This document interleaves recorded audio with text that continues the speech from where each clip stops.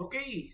So ngayon pag-uusapan natin yung sequence ng tawag nito na yung sequence ng ng mga RIP timers natin, no? Kasi na-discuss na natin dun sa previous video tutorials natin, ano ba yung mga RIP timers na meron sa RIP routing protocol. So nakita natin dun yung update timer, ito invalid timer, plus timer, tsaka hold down timer. Ngayon, ano yung sequence ng activation niyan? I mean, paano ba nag-work hand in hand, hand in hand? I mean, ibig sabihin, paano ba nag-work yung mga timers na yan? Kailan ba na-activate? At sa anong stage ng routing exchange ng mga routers natin na naka-configure ng RIP routing protocol, yung mga timers natin? Kasi paano yung activation niya? Paano sila nag-run? So, ito yung discussion na yun. Okay, so gawa muna ako ng topology, no? So, two routers topology muna tayo dito, di ba? Meron tayong R1, and then, laging sikat yan, meron tayong R2.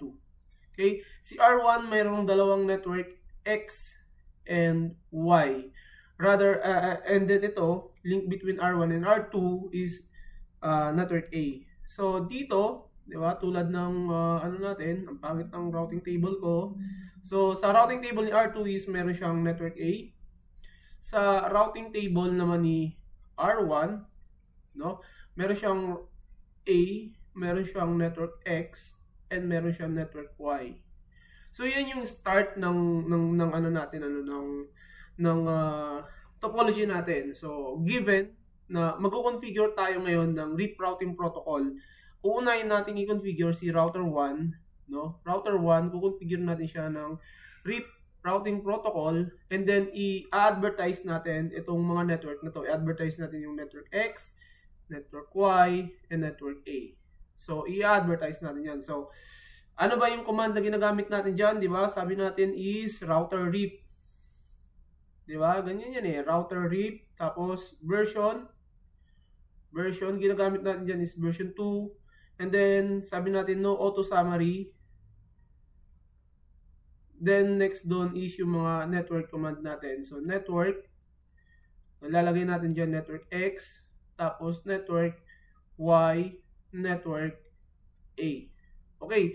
So, after configuring, o after sabihin natin, itong command na to ipinasok natin, no? Itinype natin dito kay R2. So, ngayon dito kay R1. So, ngayon ito si R1, pag yan ang tinype natin, officially, isa na siyang RIP router. I mean, isa na siyang router na nagra-run ng RIP routing protocol. And by default, kapag ka ang router ay na-activate natin to run RIP routing protocol, ang unang-unang ginagawa niyan ay nagsisend siya ng update. Di ba? Nagsisend siya ng update doon sa mga interface wherein kabilang doon sa mga yung mga interface na kabilang doon sa mga network na in-advertise natin. Which, ano ba yung mga network in-advertise natin? X, Y, and A. So, itong mga interface na to, ito mga to, nagsisend na yan dyan, no? Si R1 nagsisend na yan dyan ng update about dun sa network na meron sa kanyang routing table. Network A, X, and Y. Okay? Ngayon ang problema, dito sa interface na to, no?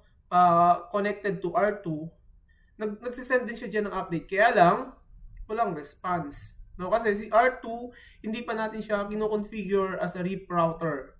Okay? So, yung update na yun na sinasend ni R1 is every 30 seconds. Anong tawag natin dun sa update na yun? Ang tawag natin dun sa update na sinasend ni R1 is yung update timer. Okay? So, update timer, every 30 seconds, magsisend si R1 ng update about dun sa kanyang routing table, no? At ang isi-send niyang update is yung mga network na naka-define dun sa network command nung kinonfigure natin siya to run RIP routing protocol. Okay? So, now, kinonfigure naman natin si R2 to run RIP routing, no? Sabi natin, router RIP, version 2, auto summary, and then nilagay natin network A. Kasi yan lang yung meron sa kanya, di ba? Link between R1 and R2. So ngayon nung na-configure na natin si R2 na mag-run ng RIP routing protocol, si R2 nag-send na rin ng updates doon sa interface wherein kasama doon sa network A na ina-advertise natin. Okay, so unahin natin si R2 kasi siya yung huling configure natin. Nag-send siya ng update. So nakarating kay R1, ang update na pinigay ni R2 is network A. So si R1 titingin sa kanyang routing table, sabi niya, ay, may network A na ako. So hindi niya nakokopen yung network A na binibigay ni R2 sa kanya. Then, after 30 seconds, no, magsisend ng update si R1 kay R2. Diba? Kasi, katatapos lang ni R2, so si R1 naman magsisend ng updates papunta kay R2. Yung updates na binibigay ni R1, network A, X, and Y. Diba? Yan yung binibigay ni R1. Ngayon, si R2 marireceive yung update na yan, titingin siya dun sa kanyang routing table. At makikita niya na may network A, X, and Y na binibigay sa kanya si R1. Pero, may malaking pero, si network A, hindi niya nakukunin yon, hindi niya na-install sa kanyang routing table kasi alam natin na si network A kay R2 is directly connected networks. So, ano yung networks na binibigay ni R1 as update ang ipapasok ni R2 sa kanyang routing table? Of course, si network X and si network Y. Right after na ma-install ni R2,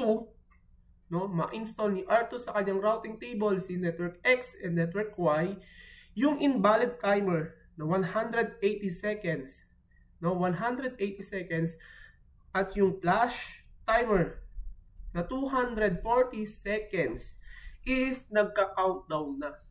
Ibig sabihin ng nagka-countdown na active na siya. So ibig sabihin niyan 180 seconds, no? So ang mangyayari na niyan, 'di ba si R1 ang nagbigay ng updates kay R2. So yung next sequence ng update, si R2 naman magbibigay ng update kay R1. No. Ngayon, si R2 nag-i-expect na after 30 seconds, yung first update, after 30 seconds, diba, makaka-receive ulit siya ng update mula kay R1 na ang laman ng update ay A, X, and Y. No, A, X, and Y. Dun sa first update. Meaning, pagka bumaba na sa 30, so 30, yung update timer natin is 30, 29, 28, hanggang 210. So, ibig sabihin 210, magbibigay ng update si R1. Diba? Sa first update niya, sabi niya mayroon akong A, X, and Y. Okay? Nung time na yon, yung invalid timer nasa range ng 150 and then yung flash timer nasa range ng 210 at 150. Diba? Yun yung kasi 30 seconds na nakalipas eh. So, dahil naka-receive siya ng update, etong invalid timer na to, babalik sa 180. At itong flash timer na to, babalik siya sa 240. Okay. So, after 30 seconds, so from there, magka-countdown ulit para sa second update. So, after 30 seconds, magsisend ulit si R1 ng update. So, dun sa second update niya, binigay ulit ni R1 si network A, X, and Y. Diba? So, ngayon, habang ibinibigay niya ito sa second updates, bumababa naman ulit yung invalid timer tsaka flash timer. Diba? So, pagka naka-receive ulit siya, kompleto, may A, X, and Y, yung 150, aakyat ulit yan sa 180, yung 210, aakyat ulit yan sa 240. Ibig sabihin, magre-reset lang siya. Ano ibig sabihin? Every time na si R2 nakaka-receive ng updates ng X and Y, no, galing kay R1, no, yung invalid timer and then yung flash timer, nagre-reset ulit yan sa 180. Okay? Ibinabalik sa 180 yung how do you call this? Yung timer, no? Hindi siya tumutuloy. Okay? Basta ang usapan, kailangan yung update is kasama yung X and Y. Ngayon, ibahin natin yung scenario. What if yung pang third update ni R1, ang ibinibigay niya na lang ay network A and network X. Hindi nakasama sa update niya sa network Y. Ngayon, ang mangyayari, yung timer for network X na 180 sa invalid and then yung timer na 240 sa flash timer, magre-reset yan. Kaya lang ang problema natin yung sa timer ng network Y. Kasi dun sa unang updates wala siyang na-receive, no? So nasa 150 na siya, ito nasa 210. Since na walang na-receive, magko-continue yan, 150, ito 210. So mag-aantay ulit siya ng another 30 minutes, no? Another 30 minutes para sa network Y, ah. Tandaan natin network Y kasi si network X ibinibigay siya ni R1. So another 30 seconds ang lilipas, so nasa 120 seconds na, ito nasa 180 seconds na, wala pa rin yung network Y. Di ba? So nasa 120 na yan, yung invalid, tapos nasa 180 na yung flash timer. No? And then bababa yan after next 30 seconds, wala pa rin update. Bababa yan after 30 seconds, wala pa rin sa update. So nasa 30 seconds na siya, no? Nasa 30 seconds na siya. Ngayon, itong flash timer, nasa 90 seconds lang yan. Okay, tama. Kasi 150, 180, di ba? So nasa 90. So 30 seconds. Ngayon, pagpatak ng 0, no? 0, wala pa ring nare-receive na update si R2 about network Y. So yung invalid timer para kay network Y, papatak na ng 0. Diba? Papatak na ng 0. Ngayon yung flash timer niya, papatak na ng 60. Kasi wala nang na-receive. Ngayon, on that moment, kapag nag-0 na yung invalid timer, etong si R2, sabi niya, ay tagal ko nang inintay. 180 seconds nang nakakalipas. Wala akong nare-receive sa iyo R1 about network Y. So, ang assumption ko, yung network na Y na yan is down. Okay, dahil down yan at nag-expire na invalid timer ko, si network Y, itatag ko na siya as unreachable at lalagyan ko siya ng 16 hops na metric. Ibig sabihin, kapag sa RIP, ang metric ay 16 hops, yan ay isang route na invalid, unreachable. Ngayon, with that, kapag siya ay natag na as invalid, yung hold down timer natin, magsisimula ng sumindi. So, nasa 180 seconds yan. So, 180, magiging 150 seconds yan. Diba? Tapos magiging 120 seconds yan, 90 seconds yan, no? Hanggat walang nare-receive na updates. Well, anyway, so ganyan yan ang mangyayari. So, after na mag-expire yung invalid, maglalagay siya ng 16 hops, and then yung hold down timer, magsisimula na siyang mag-countdown. Pero, yung flash timer, itong flash timer na yan, continuous yan. Magiging 30 yan. Diba?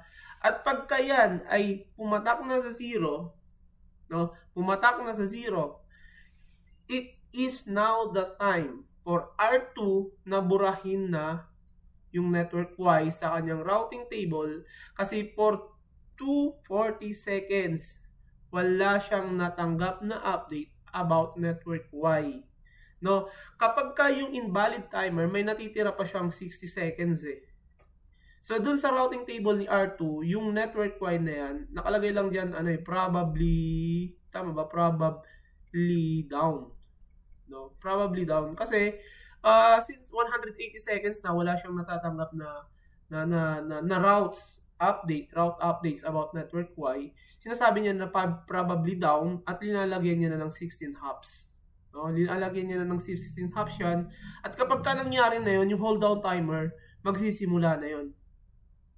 And then, pagka nagsimula na yon, yung 240 seconds na yan, nasa 60 na yon, nasa 60. So, another 30 seconds update, magiging 30. Another 30 seconds update, magiging 0. And that's the time na kapag yung flash timer ay 0 na, yung network Y sa routing table ni R2, burado na.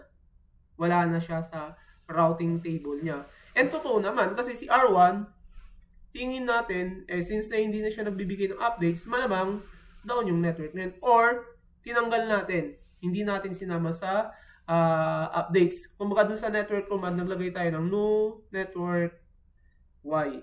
Kaya hindi niya na sinasama sa advertisement. Okay? So, itong time na to, ito yung hold down timer na natitira. Sabi nga natin, di ba, dun sa previous discussion, yung hold down timer, kailangan dumating siya sa 0 prior siya tumanggap ng mga routing updates.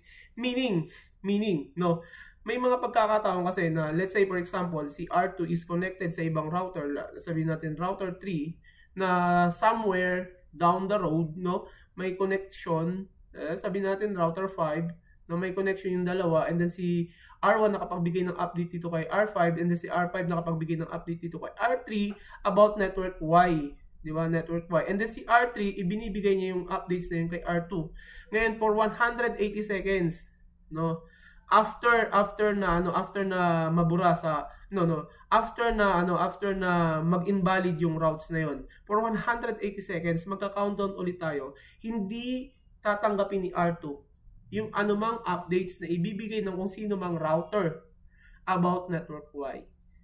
Yun. So, nagigets nyo na? So may nakukuha na kayong idea, no? So, yung hold down timer na yan, kailangan munang mag-0. So, pag nag-0 yan, saka yan tatanggap ng updates about network Y. Okay? So, yun yung sequence of events, yun yung sequence of events wherein yung RIP timers na activate. So, una, based dun sa discussion ko, ang unang-una talaga after mong ma-activate yung RIP routers, yung update timer ang gumagana dyan. Yung update timer, which is periodic yan. Periodic. Ibig sabihin, lagi, madalas, every 30 seconds. Every 30 seconds, lahat ng router na activated for RIP routing protocol, magsisend yan ng routing updates doon sa mga routers din, nakatabi niya, na na-configure din at nagra-run ng RIP routing protocols.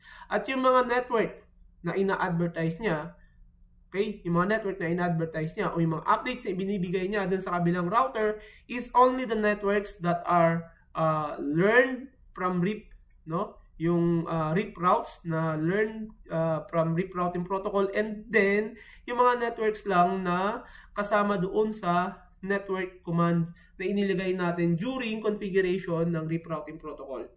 Okay, yun yung ibinibigay sa update timer every 30 seconds periodic.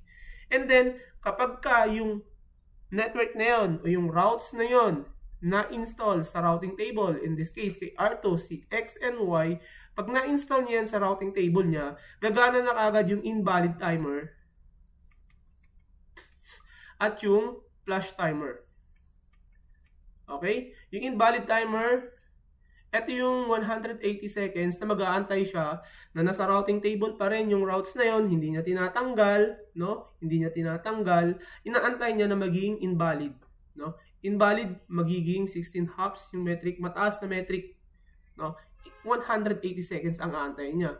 Ito naman tong flash timer na to, sumisindi siya kasabay ng flash ng invalid timer for 240 seconds. No, after 240 seconds, walang network walang route update siyang nare-receive. Yung network na yun na naka-install sa kanyang routing table, that's the time na buburahin niya yun. Buburahin niya.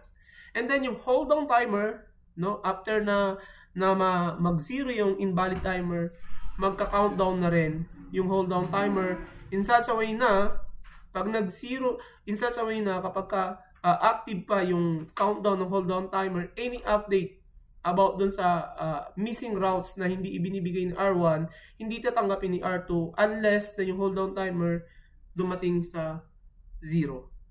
Okay? So yun yung how do you call this? Sequence. So, sequence nung RIP timers activation. So, update timer, periodic, and then yung invalid timer, and then flash timer, sabay yan na sumisindi right after na ma-install nila yung route updates doon sa kabilang routers na nagdaran ng RIP.